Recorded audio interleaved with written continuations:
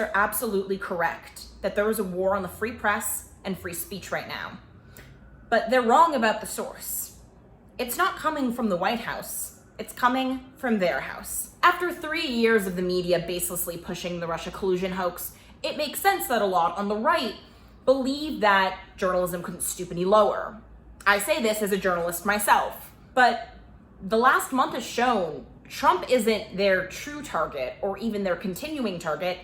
Their next target is you. Earlier this month, when Tom Cotton had his opinion published in the New York Times, it expressed an argument agreed upon by 58% of Americans, namely that the federal government should bring in troops as backup for violent riots that arose in the aftermath of the George Floyd protests. Again, this is a majority shared opinion and one that seems like it was properly vetted by the New York Times. To date, there still has not been a proper fact check showing that Cotton got anything factually incorrect. Yet we all saw what happened afterwards. The woke mob at the Times decided to revolt, and a civil war ensued, leading to the ouster of James Bennett, the opinion page editor, and the demotion of another editor, Jim Dow. Both are journalists who've been fairly lauded within the industry. Yet, the wokes came for them. Now, this isn't about a sitting senator sharing an opinion expressed by most Americans. It's about the fact that it's an opinion expressed by most Americans, and yet somehow the Times felt that this fell out of their Overton window. I think we can all agree that the Washington Post shouldn't be publishing overt Nazism or defenses of communism. But again, an opinion shared by the majority of the country was deemed beyond the pale. So then, what happened next? The Washington Post wants the wokes to eat them last. So they published an extremely curious story, one about a Halloween party from 2 years ago.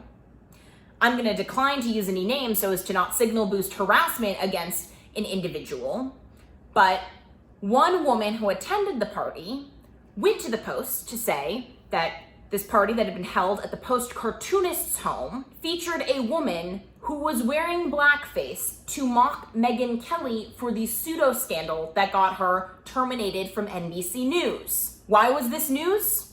The woman who was wearing blackface, an anti-Trump liberal who was only doing so to make a mockery of racism, she's not a public figure, not someone of any political importance, and not someone with any public platform. But the Post, wanting to be eaten last by the revolution, decided to publish an entire expose that led to the woman who wore blackface getting fired, despite the fact that she wanted to apologize to the two girls who brought the story to the Post in the first place. The next victim in the media's war on normies is Scott Alexander. That's his real first name, his real middle name.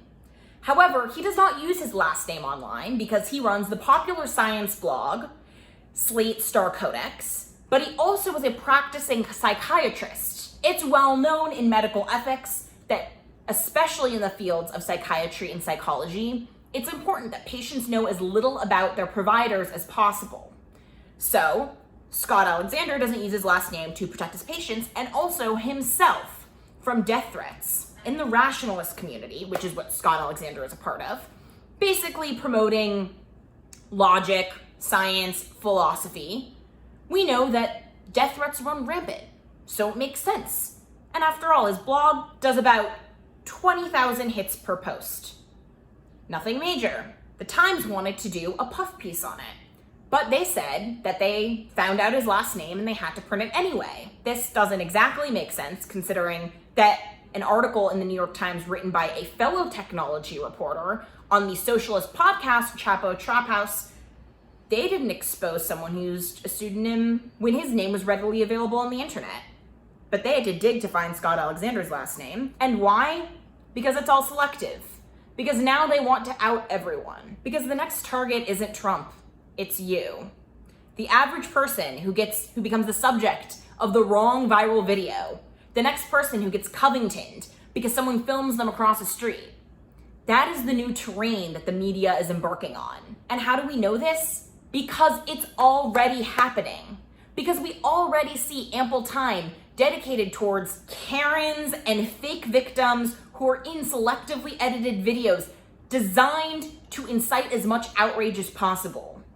So, think before you subscribe. Think before you click. Think before you share. Because the only way it ends is if we cancel culture. Because that's what the media is about to become. And don't say that you weren't warned.